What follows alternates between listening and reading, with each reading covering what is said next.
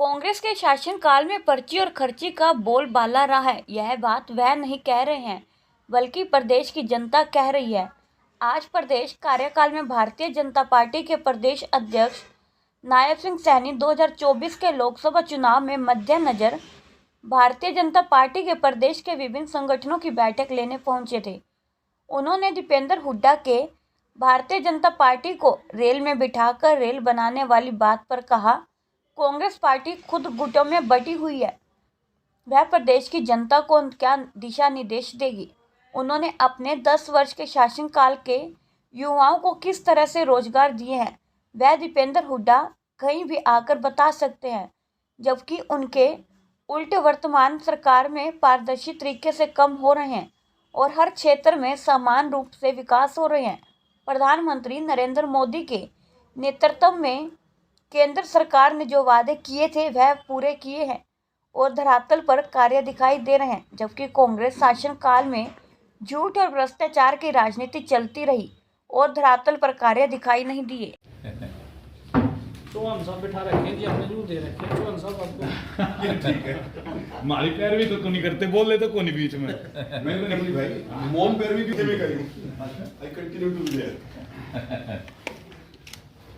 देखिए, आज अभी भारतीय जनता पार्टी के हमारे नवनियुक्त सभी प्रवक्ता पैनलिस्ट, उनके साथ अभी बैठक थी और उसके बाद हमारे जो लोकसभा के हमारे क्लस्टर के इंचार्ज हैं, हमारे लोकसभाओं के इंचार्ज हैं, संयोजक हैं, प्रभारी हैं, हमारे जिलाध्यक्ष हैं, जिलाध्यक्ष के साथ साथ हमारे प्रदेश के पदाधिकारी हैं और हमारे मोर्चों के अध्यक्ष हैं, उन सब से अलग अलग जो बैठकें थी। अभी हमारे यहाँ पर प्रवक्ताओं की पैनलिस्ट की बैठक हुई है और उसके बाद अभी ये हमारी जॉइंट मीटिंग होने वाली है कि 2024 के अंदर अभी, क्योंकि चुनाव है, उस चुनाव की दृष्टि से हम सब मजबूती से हरियाणा के अंदर 10 की 10 लोकसभा की सीटें वो जीत करके आदरणीय नरेंद्र मोदी जी को तीसरी बार हमने प्रधानमंत्री बनाना है।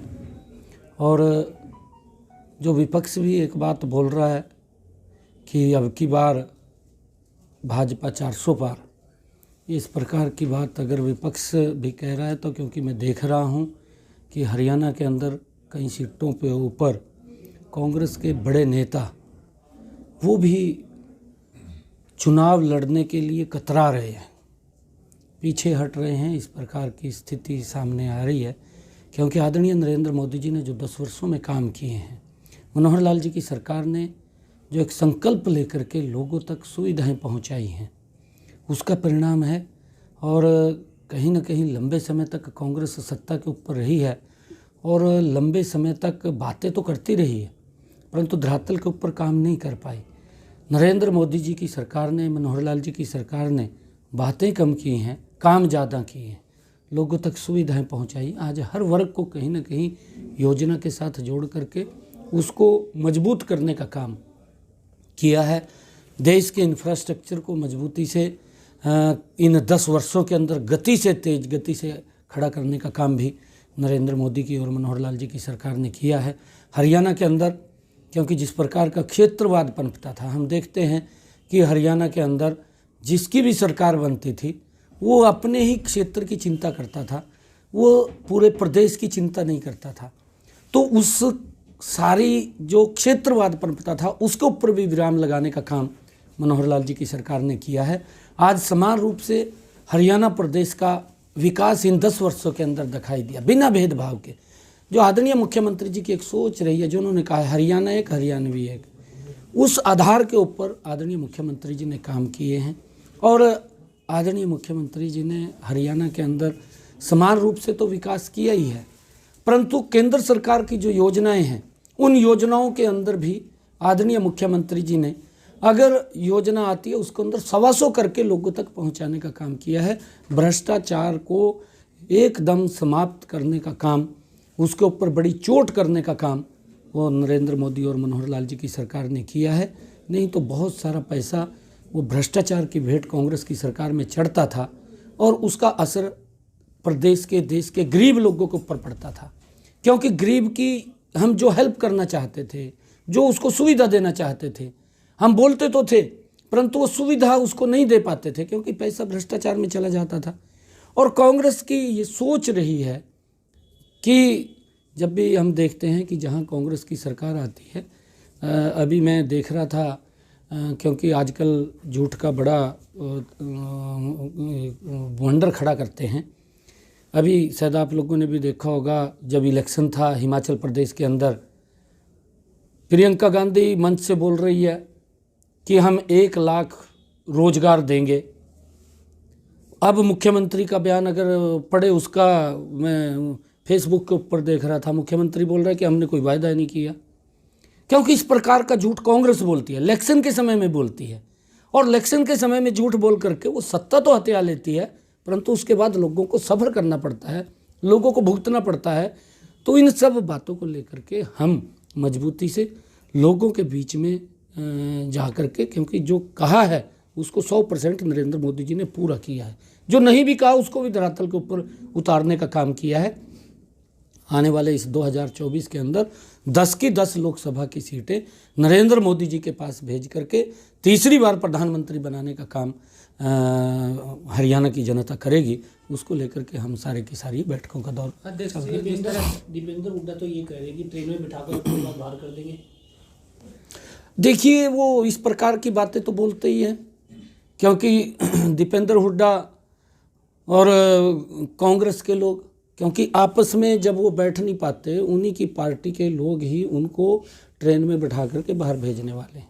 2 गुट हैं, पैरेलल चल रहे हैं, और जब पैरेलल 2 गुट चल रहे हैं, वो अपने ही पार्टी को संगठित नहीं कर पा रहे तो प्रदेश को क्या दिशा देंगे? प्रदेश को दिशा नहीं दे सकते।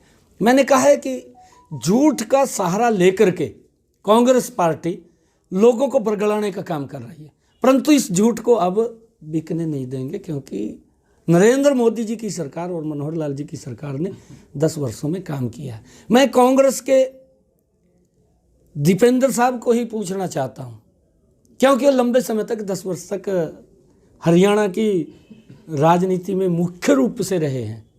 उनके पिताजी चौधरी भूपेंद्र सिंह हुड्डा हरियाणा के मुख्यमंत्री रहे हैं। दीपेंद्र क्या ये बात बता सकता है हरियाणा के युवाओं को? वो टीवी डिबेट के ऊपर आकर के बता सकता है कि आपकी सरकार में, आप उस समय सांसद थे, हरियाणा में आपके पिताजी मुख्यमंत्री थे, युवाओं को रोजगार कैसे मिलता था? क्या ये बता सकता है? वो गाड़ी में बैठ करके छोड़ने की बात कर रहा है, तो क्या वो ये बात हरियाणा के युवा को बता सकता है? हरियाणा के युवा को ये आश्वासन दे सकता है कि जब नौकरी लगती थी तो कितने भ्रष्टाचार उसके अंदर होता था, कैसे कैसे नौकरी मिलती थी, एक गांव के अंदर बच्चे को नौकरी लेने के लिए किस प्रकार से राज दरबारियों के चक्कर काटने पड़ते थे, परंतु उन सब से निजात दिलाने का काम मनोहर लाल जी की सरकार ने किया है। आज बिना पर्ची के, बिना खर्ची के युवाओं को रोजगार मिल रहा है। जो कांग्रेस के समय के अंदर युवा विश्वास खो चुका था कि नौकरी पढ़ने से नहीं, नौकरी किसी के चक्कर काटने से मिलेगी, मनोहर लाल जी की सरकार में आज उन युवाओं के अंदर विश्वास बढ़ा है। आज उनको विश्वास हुआ है कि नौकरी चक्कर काटने से नहीं, नौकरी तो पढ़ने से मिलेगी, टेस्ट क्लियर करने से मिलेगी। आज ये देखने को मिला है कि उनका विश्वास ऊंचा हुआ है। आज युवा हमारा मजबूती से आगे बढ़ रहा है। विधानसभा में सबूत मांग रहे हैं, सबूत दो, आप मांगे जा रहे हैं। भूपेंद्र सिंह हुड्डा ने सबूत मांगे कि अगर पर्ची खर्ची की बात की गई है तो सबूत ला के दो। पर्ची खर्ची की कैसे, मैं समझा नहीं। सिफारिश से नौकरी मिलती थी, पर्ची खर्ची चलती थी, पैसे देकर नौकरी मिलती थी, तो विधानसभा में उन्होंने कहा है कि अगर ऐसी बात है, एलिगेशन लगाया जा रहा है सरकार की तरफ से, तो हमें सबूत दे दो। नहीं, ये सबूत तो हरियाणा की जनता लगा रही है, ये हम नहीं लगा रहे। ये मैं कांग्रेस के और आदरणीय भूपेंद्र सिंह हुड्डा जी को एक बात कहना चाहता हूँ, ये हम नहीं कह रहे हैं, ये हरियाणा प्रदेश की जनता कह रही है। वो बच्चा कह रहा है जिसको नौकरी मिलती थी, आज क्यों नहीं बोल रहा? आज हरियाणा का वो युवा जिसको नौकरी लग रही है, वो बच्चा भी बोल रहा है, उसका माँ बाप भी बोल रहा है कि आज सरकार ट्रांसपेरेंसी आधार के ऊपर काम कर रही है, बिना पर्ची के, बिना खर्ची के नौकरी मिल रही है। इनके समय के अंदर नौकरी पैसे से मिलती थी, ये हरियाणा के लोग बोल रहे हैं, ये हम नहीं बोल रहे, ये भारतीय जनता पार्टी नहीं बोल रही है, ये हरियाणा प्रदेश के लोग बोल रहे हैं, हरियाणा का युवा बोल रहा है। अगर कोई पैसा देता था, पैसे से नौकरी मिलती थी, तभी तो वो बोलता है, ऐसे नहीं बोलता कोई। ये हरियाणा के लोग बोल रहे हैं, हरियाणा की जनता से उसने पूछना चाहिए। मैं कह रहा हूँ ना कि दीपेंद्र हुड्डा साहब को हरियाणा के युवाओं से ये बात करनी चाहिए कि हमारी सरकार के अंदर क्या था, जो नौकरी लगे हैं, किस आधार के ऊपर नौकरी लगते थे, क्या क्या प्रक्रियाएं अपनाई जाती थी, जिसको अगर कोर्ट के अंदर किसी के बच्चे के साथ अन्याय हो जाता था, अगर वो कोर्ट में चला जाता था, तो कोर्ट पूरी की पूरी भर्ती को बाहर कर देता था। ये भी हमने देखा है आप लोगों के सामने, किस प्रकार से युवाओं को सफर करना पड़ता था, जानते हैं सब युवा। लोकसभा चुनाव में क्या नए चेहरे आएंगे हरियाणा की बात की जाए तो? देखिए, ये पार्लियामेंट्री बोर्ड है हमारा, वो तय करेगा उसके अंदर टिकट किसको मिलना है। टिकट पार्टी की मान्यता है और पार्लियामेंट्री बोर्ड हर बात को ध्यान में रखते हुए कैंडिडेट को सभी बातों को ध्यान में रखते हुए निर्णय करता है और निर्णय स्वीकार्य है। आज तो हमारा जो कैंडिडेट है, आज तो कमल का फूल कैंडिडेट है। और आदरणीय प्रधानमंत्री जी ने भी कहा कि हमारा हर लोकसभा के ऊपर हमने एक एक कैंडिडेट दे दिया है और वो कैंडिडेट है कमल का फूल। हम सब ने मिलकर के वो कमल का फूल खिलाना है और जो विपक्ष की जो आवाज़ है, उस आवाज़ को देश की जनता पूरा करेगी। हरियाणा की जनता 10 के 10 सीटें नरेंद्र मोदी जी को दे करके उनको तीसरी बार प्रधानमंत्री बनाने का काम करेगी। हुड्डा ये कहते हैं खर्ची पर्ची का आरोप लगाने वाले इस सरकार में तो अटैची चलती है, और दूसरा आप कह रहे हो कि बिना खर्ची पर्ची के सिफारिश के 56 जो नौकरियां पैक्स में जो पेपर में लगाई बगैर इंटरव्यू के नौकरियां लगी हैं, उसका जवाब वो मांग रहे हैं। देखिए, अगर कोई पैक्स का कोई आपने कहा है, क्योंकि वो लोकल सोसाइटी होती है, लोकल, क्योंकि उसके अंदर कोऑपरेटिव सोसाइटी लोगों की, उसमें एक बोर्ड होता है बना हुआ। अगर कोई ऐसा विषय, कोई छोटा विषय आया है, मेरे ध्यान में नहीं है, अगर वो कोई विषय उसके अंदर है तो उसकी जांच होगी, जांच होकर के जो दोषी होगा उसके खिलाफ कार्रवाई हो जाएगी। ये सरकार मनोहर लाल जी की ट्रांसपेरेंसी आधार के ऊपर काम करने वाली है। मैं देखता हूँ आज गरीब माँ का बेटा जब बिना पर्ची बिना खर्ची के SCS अधिकारी लग जाता है, 2014 से पहले नहीं लग पाता था। गरीब माँ का बेटा नहीं सोच पाता था पहले कि वो सरकारी नौकरी में लग जाएगा। वो पढ़ता भी था, पढ़ने के बाद इंटरव्यू में रह जाता था, कहीं ना कहीं उसके अरमान दबते थे।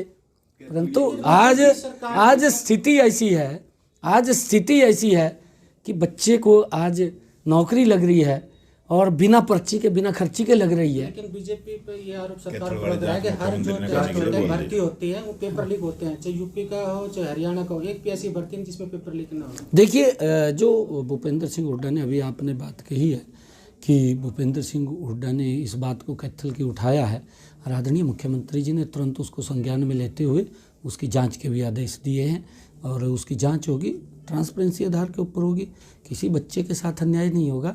और ये आज मुझे इस बात का बड़ा खुशी महसूस होती है, ये भारतीय जनता पार्टी के प्रत्येक कार्यकर्ता को इतनी खुशी होती है जब युवा आकर के ये बात कहता है कि हम आपकी सरकार के इस बात के कायल हैं कि आज बिना पर्ची बिना खर्ची के रोजगार मिल रहा है। लेकिन ये संतुष्टि की बात है हमारे चुनाव लिए। में जो नेता वादा करते हैं, जैसे आपने प्रियंका का जिक्र किया, नरेंद्र मोदी ने 2014 में कहा था हर व्यक्ति के खाते में 15 लाख आएंगे, काला धन आएगा। बाद में कहा कि चुनावी जुमले थे, तो आप कैसे विश्वास, रोजगार देने की बात की करोड़ों को हर साल। देखिए, ऐसा विषय अगर जो आप लोग कह रहे हैं, प्रधानमंत्री जी ने जो बात कही थी, आप उसका भी ध्यान करिए कि हमारा घोटालों के अंदर इतना पैसा बाहर है कि अगर उसको लाएं तो 15-15 उसके अंदर जो भी कोई विषय आया होगा तो वो जाए। परंतु अगर आप देखें इन 10 वर्षों के अंदर प्रधानमंत्री जी लगातार हर वर्ग की योजनाबद्ध तरीके से हेल्प कर रहे हैं। प्रधानमंत्री किसान सम्मान निधि जा रही है, कांग्रेस के समय के अंदर तो ये कल्पना से परे की बात है। आज गरीब व्यक्ति को ये चिंता नहीं है कि उसके इलाज के लिए पैसा कहाँ से आएगा।